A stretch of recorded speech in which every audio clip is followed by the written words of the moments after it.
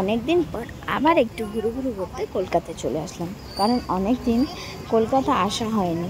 পাপাইয়ের ভালো মা পাপাইকে বারবার বলছিল কবে আসবি কবে আসবি, আয় আয়। তো আমরা ভাবলাম না, ওর যখন ছুটি আছে আমরা একটু কলকাতাতে ঘুরে আসি। আমার পাশে যাকে তোমরা দেখলে তার সাথে আলাপ করি, ওটা হলো আমার ছোটোবেলাকার বান্ধবী।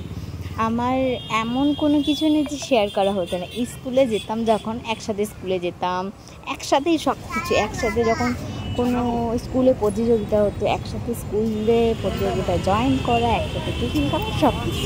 তো ও আর আমি দুজন মেয়ে যাবো, তাই জন্য ওকে আমি ডেকে নিলাম, বললাম চল আমরা তিনজন মিলে ঘুরে আসি। আবার কবে যাব না যাব।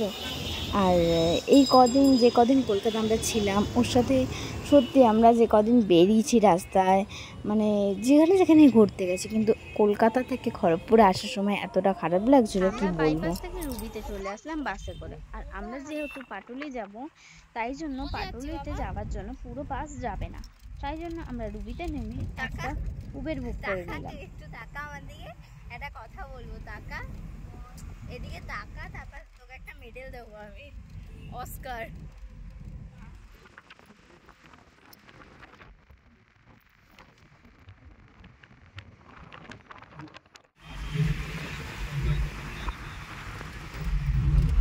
বাবা কোথায় যাচ্ছি আমরা?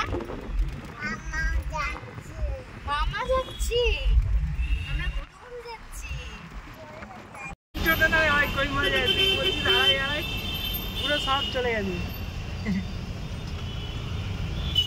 আমরা সবাই গল্প করতে করতে চলে আসলাম পাটুলি।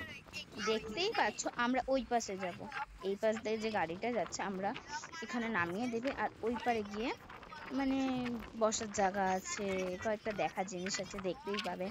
ওখানে নচিকেতা আছে ফেমাস, তারপরে অনেকগুলো স্ন্যাক্সের দোকান আছে। চলো বেশি না কথা বলে তোমাদেরকে পুরো জায়গাটা ঘুরে দেখাই।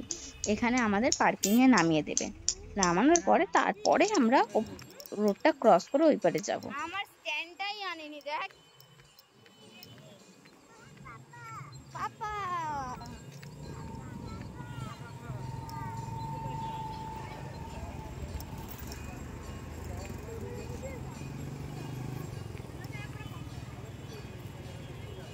আবার কোথায় ওর হাত চুলকায়, তুমি ওকে জানো? ভারপুর পয়সা মানে অনেকদিন পরে যেন ঘুরতেটা বেরোলাম, তাই জন্য এত ভালো লাগছে কি বলবো। সবাই মিলে আসার চেষ্টা করেছিলাম, কিন্তু দিদিদের, দাদা, জাম্বুর কাউরির সময় হবে না, তাই জন্য আমরা তিনজন মিলেই বেরিয়ে পড়লাম। তো আজকে কত মজা করব সবটা তোমাদের সাথে শেয়ার করবো। দেখো আমরা পাটুলিতে ঢুকে গেছি, তো চলো কি করি সবটা তোমাদের সাথে শেয়ার করি। আমার বান্ধবীটার যেন প্রচণ্ড তাড়া লেগে গেছে, দেখো আমাদেরকে ছেড়েও আগে পালিয়ে যাচ্ছে। তো এইখানে হলো বসার জায়গা, বাদিকে দেখতেই পাচ্ছ একটা জায়গাও ফাঁকা নেই। রবিবারে হলে প্রচণ্ড ভিড় হয়, আজকে তাও মনে হয় ভিড়টা কম, কিন্তু রবিবারে প্রচুর। আগের বার যখন রবিবারে এসেছিলাম একটু জায়গা ছিল না, এবারে তাও অতটাও ভিড় নেই, ফাঁকা আছে। চলো আমরা নচিকেতার চায়ের দিকে গেলাম যাক। এখানে নচিকেতার চাটা হলো অনেকই ফেমাস, তো চলো ওখানে গিয়ে চা খেয়ে নিই, তারপরে বসে গল্প করেছেন। পাটুলিতে যে বাদিকে স্ট্যাচুগুলো দেখছে, এই যে এগুলো যে বানানো আছে, খুব সুন্দর লাগে কিন্তু দেখতে, তাই না বলো? এগুলোর জন্য আরও জায়গাটা ভালো লাগে। এখানে প্রচণ্ড ভিড় হয়, দেখছো সবাই দাঁড়িয়ে স্ট্যাচুগুলোর সামনে ফটো তুলছে। এখানে হলো মা দুর্গাকে, এক কাঠা মধ্যে আগে দুর্গা ছিল, মা দুর্গাকে সবাই কাঁধে করে নিয়ে যাচ্ছে। সামনে দক্ষিণেশ্বরে মায়ের মন্দিরের মতো সেম অমনি বানানো আছে। তো চলো সামনে এগিয়ে গিয়ে তোমাদের সাথে দেখাচ্ছি।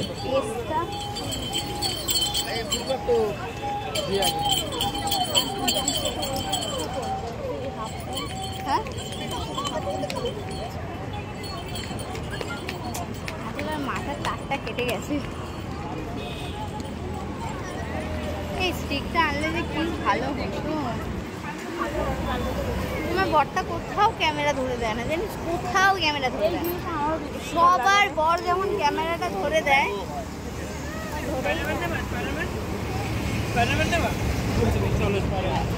চলো সামনে বেলুনের দোকান আছে, কিনে দেবো। হ্যাঁ এই তুই আগে হেঁটে চলে যাচ্ছিস কেন রে, সার্থকরের মতো?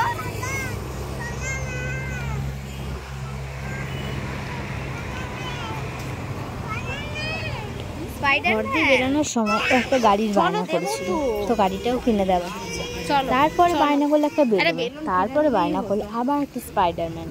মানে এই করতে করতে ওর যে এতগুলো খেলনা কেনা হয়েছে রাস্তায়, সব কটাই ভেঙে দিয়েছে, খালি গাড়ির চাক্কাটাও শুধু নিয়ে গেছে। প্রচণ্ড বায়না করো, খেলনা দিতেই হবে, যেখানেই যাবো সেখানে 2-3টে খেলনা, তাও বেশি। দেখতেই পাচ্ছ আমার বাঁ দিকে আর একটা মা দুর্গার প্রতিমা। এই যে খেলনার দোকানটা ছেলেটা জোর করে দাঁড় করেছে একটা, কিন্তু প্রথমেই ঘরতে বেরিয়ে ওকে গাড়ি কিনে দেওয়া হয়েছে, তাও ও যেন মানছে না, তাও আর একটা দেখো কিনে দেবো। এই গাড়িটা নেবার আরও বায়না করছে, লাস্টে আমরা জোর করে ওকে গাড়িটা দিয়ে নিয়ে চলে গেলাম। যতক্ষণ দাঁড়াবো ও ততক্ষণ জিনিসের বায়না করতেই থাকবে। এই যে গাড়িটা কিনে দিলাম দেখতে পাচ্ছ, অনেক খুশি এবার পাবো। একটু পরে যখন আমরা চা খেতে বসবো তখন গাড়িটা টুকরো টুকরো হয়ে যাবে, দেখো কিচ্ছু থাকবে না, প্যাকেট খুলেই ভাঙচুর করা শুরু করে দেবে। এখনো খুশি হয়ে গেছে দেখো, তাও বলিস আর কি নেওয়া বাইরে বেরোলে এমনিই করে। তোমরা যদি এখানে আসতে চাও বিকালবেলার দিকে আসতে পারো, ঠিক বিকালবেলা ভিউটাও তোমাদের ভালো লাগবে। তোমাদের যে বলছিলাম দক্ষিণেশ্বরের মন্দির বানানো আছে, দেখতেই পাচ্ছ বাঁদিকে দক্ষিণেশ্বরের মন্দিরটা, যা দেখবে সব কিছুই বাড়ি গেছে। এই দক্ষিণেশ্বরের মন্দিরটা পার করেই তোমরা দেখতে পাবে নচিকেতার চা। এখানে নচিকেতার চাটা সব থেকে ফেমাস। মালাই চা আছে, তারপরে হলো নর্মাল চা আছে, কফি আছে, আরও অনেক কিছু চা আছে। যেহেতু আমি চা খাই না ঠিকঠাক মনে নেই, যেহেতু মালাই চাটা খাই এই জন্য মনে আছে। আমি যেমন খুব চা একটা ভালোবাসি না, আমার বান্ধবীটাও খুব চা একটা ভালোবাসি না। যেহেতু চাটা ফেমাস এখানে, সেই জন্য ও একটা চা নিয়ে নিল, আমার জন্য একটা চা নিয়ে নিল। আমরা যেতে না যেতে চায়ের অর্ডার দিয়ে আমার জন্য চা নিয়ে আসি। আমার বর তো চা খাই না, তাই জন্য ওকে বললাম তুমি ক্যামেরাম্যান হয়ে যাও আমাদের জন্য, আর আমরা চাটা খাই। দেখতেই পাচ্ছ চা যে বসে খাবো কোনো জায়গায় ফাঁকা নেই, সব বেঞ্চ ফুল হয়ে গেছে, কোথায় বসবো কোনো ঠিক পাচ্ছি না। রাস্তায় দাঁড়িয়েছি, বলছি এখানে বসবি, তখনও বলে এখানে ডাস্টবিন আছে তুই কি চোখে দেখতে পাচ্ছি না। তারপরে আমি বললাম ও হ্যাঁ, তো এত এক্সাইটেড আমরা, মানে এতদিন পর বেরিয়ে কোনো কিছু খেয়ালই পড়ছে না। তো যাক, এইখানে একটা পাশে পুকুরের মতো করা আছে, ওই জায়গাটা এত সুন্দর সুন্দর কালারিং মাছ আছে, সব রকমের কালারিং মাছ আছে। তো আমরা এখানে সিঁড়িতে দাঁড়িয়ে আছি, আর ওদিকে গেলাম না, যেহেতু গরম চা তো গায়েটায় পড়ে যাবে, এখানে দাঁড়িয়ে দাঁড়িয়ে আমরা চাটা খেয়ে নিই, তারপরে নানান জায়গায় ঘুরতে যাবো। ঘরে চা খায় না, ওরা এখানে চা খায়। দেখলে শুনতেই পারলে আমার বরটা কি বলতো। প্রথমেই আমি তোমাদের বলে দিলাম আমি চা খেতে খুব একটা ভালোবাসি না। আমার শাশুড়ি আমাকে রোজ বলবে মনে চা খাবি, মনে চা খাবি, না আমার ভালো লাগে না চাটা খেতে। বাইরে বেরিয়ে সবার সাথে খাওয়াটা হয়েছে, চাটা খাওয়া কমপ্লিট হয়ে গেল। তারপরে যখন এদিক দিয়ে হেঁটে আসছিলাম, ও আবার একটা বেলুনের দোকান দেখে শুরু করে দিল যে আবার একটা নাকি বেলুন দেবে। ওখানে কত রকমের দেখছো না, বেলুনের মতো ফুলানো আছে, কুকুর আছে, তারপরে তোমার এই পুতুলগুলো আছে। ওর ডাইনোসরটা পছন্দ হয়েছে, তাই জন্য ডাইনোসরটাই নেবে, আর অন্য কোনো কিছু নেবে। একটু পরেই দেখতে পাবে ডাইনোসরটা পুরো ফাটিয়ে দিয়েছে, আর এমনি জ্যান্ত থাকবে না, এখন তাও জ্যান্তটা হাতে পাবে।